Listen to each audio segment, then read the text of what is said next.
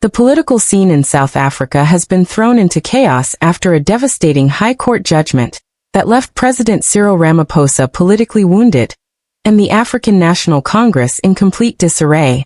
The ruling, handed down on Friday morning, has been described by legal commentators as the most damning judgment against a sitting president since the dawn of democracy in 1994. In a landmark decision, the court ruled that Ramaphosa had violated key provisions of the Constitution, failed in his duty to uphold the rule of law, and conducted himself in a way that eroded public trust. Central to the findings were the long-running Fela farm scandal, allegations of abuse of state finances, and obstruction of justice. The language of the judgment was stark. It accused Ramaphosa of allowing impropriety to thrive on his watch, while actively employing misleading tactics to shield himself from accountability. His conduct, the court declared, was deliberate, deceptive, and corrosive to the public trust. The most striking line rang loud and clear. No one, not even the president, is above the Constitution. The presidency was stunned. Insiders admit there had been no expectation of such a severe outcome. And within minutes the ANC was in turmoil. Provincial leaders, NEC members, and Youth and Women's League representatives bombarded Luthuli House with frantic demands for Ramaphosa to step aside. An emergency National Executive Committee meeting quickly descended into chaos. Shouting matches, factional walkouts, and bitter divisions exposed a party on the edge of implosion. One insider described it bluntly. There is panic, pure panic. The center has collapsed. This judgment has ignited the ANC's most serious internal crisis in more than a decade. Already split between pro-Ramaphosa reformers and the old guard, the party is now openly at war with itself. Reports emerged of at least 3 senior leaders resigning in protest at what they called a slow and confused reaction. The ANC Youth League demanded a special national conference to elect a new leadership, while the Women's League appeared fractured, some rallying behind Ramaphosa, others insisting his name had permanently stained the party.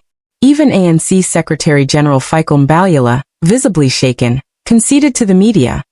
"We are facing a crisis, but we will consult widely and do what's in the best interests of the people of South Africa." His words, however, did little to calm public outrage. The judgment laid out blistering details. It cited Ramaphosa's failure to disclose large sums of foreign currency hidden at Fela, his interference with law enforcement agencies, and abuse of presidential authority to avoid scrutiny. It also noted his refusal to cooperate with Parliament and independent watchdog bodies. While the court stopped short of a criminal conviction, it ordered the matter be referred immediately to Parliament and the National Prosecuting Authority, effectively opening the door to possible impeachment or prosecution. The political fallout has been swift.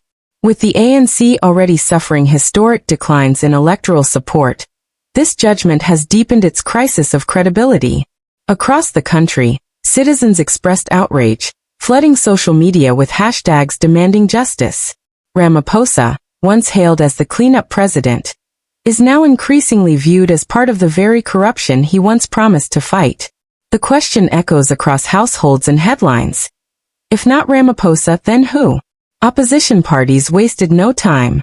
The DA, EFF, Action SA, and others held press conferences, demanding that Ramaphosa resign or face impeachment. DA leader John Steenhuisen declared, "The High Court has spoken. Ramaphosa is not fit to lead this country." Julius Malema was even more direct.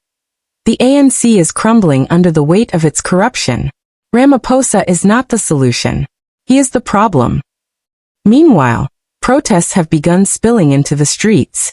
Ordinary South Africans are mobilizing, demanding accountability, fresh elections, and a new political era built on openness and trust.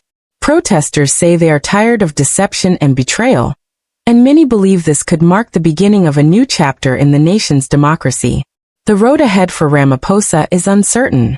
Legal experts caution that while the judgment itself is not a conviction, its referral to the NPA and Parliament creates the possibility of impeachment, criminal prosecution, or both.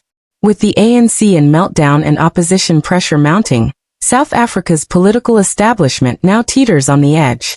One truth, however, is undeniable. The age of political impunity is closing, and Cyril Ramaphosa, may well be the first to pay the ultimate price.